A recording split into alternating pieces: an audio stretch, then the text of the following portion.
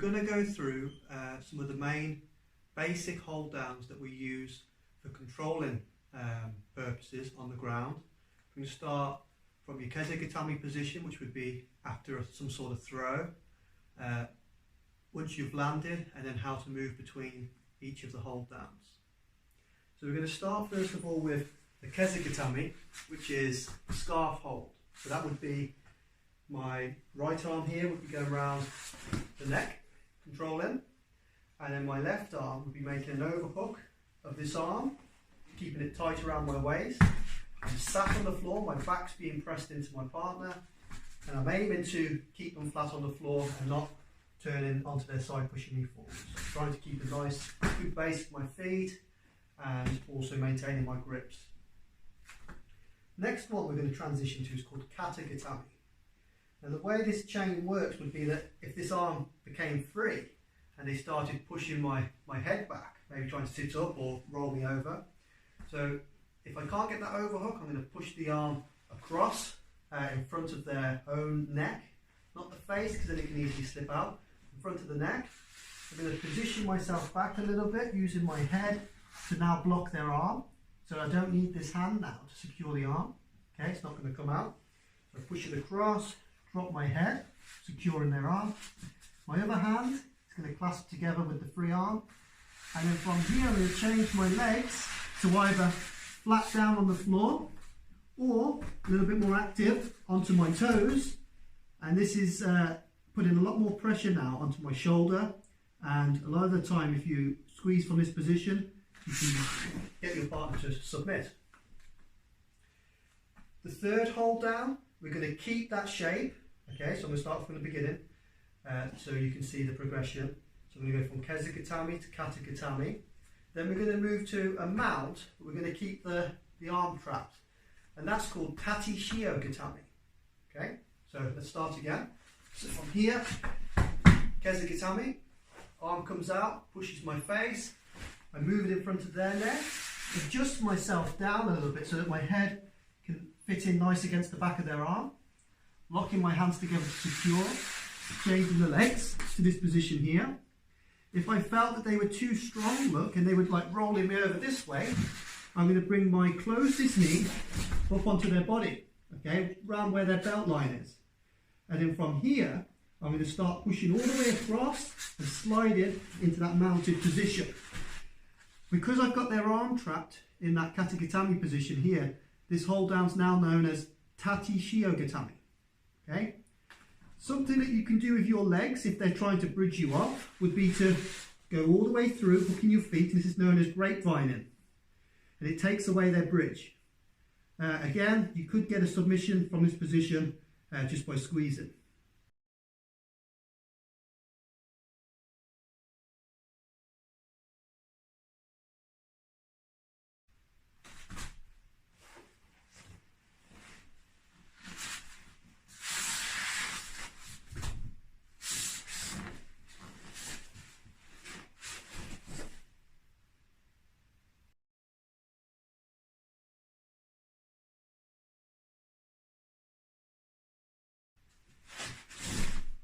So moving from this position now, we're going to move off to the side. So maybe they have started bridging me off and I'm going to get tipped off if I stay here. So I'm going to change my arm first. So I'm going to get it from around the back of their head because it's trapped. So I'm going to bring it out and I'm going to bring it over to the other side. So I've now got one of their arms. I've got my arms going around either side of it. Now because my head and my body is leaning over to this side, I want my legs now to go off to the other side, and that will put me cross body. So from here, look, it's two ways of doing it. You can try and just do like a back step and step off like this, but it's risky. If my leg ends up getting trapped in between my partners, that would be now the half guard. So I'm no longer in a hold down position. So to be a little bit more safer, we use our foot and then we come all the way over their belt line again. So I'm back into that knee on belly position here, away from getting trapped between their legs. And then from here, I'm dropping down off to the side into that side hold down. Now, a few ways that this can be done. I either want to be trying to block their hip or stop them turning on their side and getting that guard again. Okay, so they can either use their legs, try and catch my legs, or they can try and bridge and get their knee in the chest, which is why I'm blocking their hip there. Okay, so I want to try and go as low as I can. I can do that by straightening one of my legs. My other knee now is close to my partner's hip, blocking. I can bring both knees in, which is fine if you can get low enough. If I do this hold down and I'm a little bit more like this, I feel that there's going to be too much of a gap for them to escape.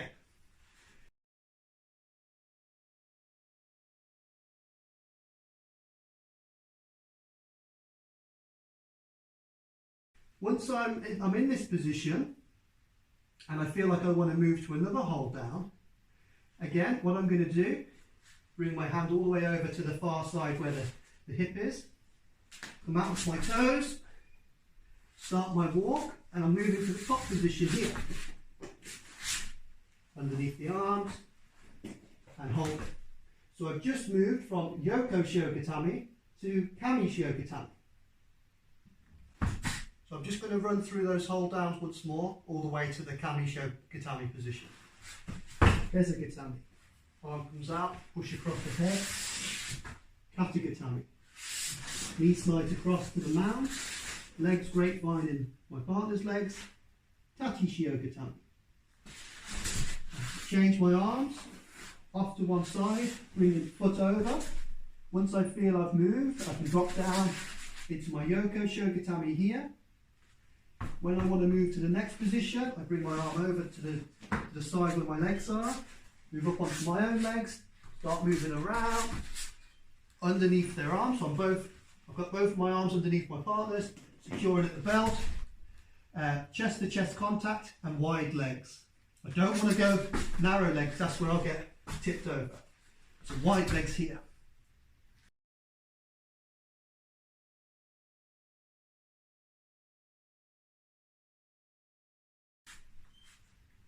We're going to do one more in this chain, and that will complete the circle that we've made moving around our partner.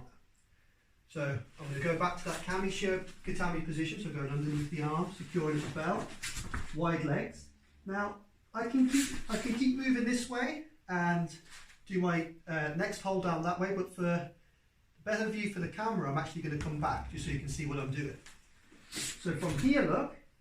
This one's called Ushiro Kesa Gatame. So I'm going to be doing that sit-through movement. So my right leg's going to go underneath my left one, and I'm moving back to the side here.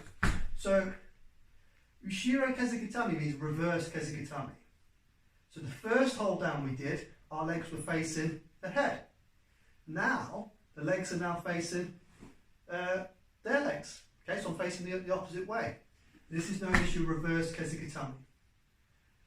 Once you've got this sequence, you're going to be able to chop and change. You don't have to do it in this order. You'll find that you can go back from, I can go from here, I can move back to this position if I wanted, I can go to the other side, I could go straight to the mount if I wanted to. If I felt that from the mount, if they were looking to push the knee, I could come back off to the side and keep moving. But the whole point is that we've got somewhere to move. If you don't, a lot of the time you're going to get tipped off, get caught in the guard. It's just having that one step ahead.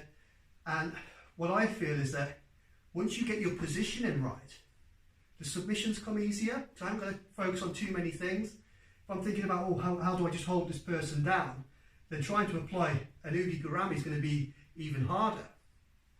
If I've got a really nice control and I feel like this arm's available to be udigurami, just using my legs alone, I'm into that position, I'm ready to apply the technique.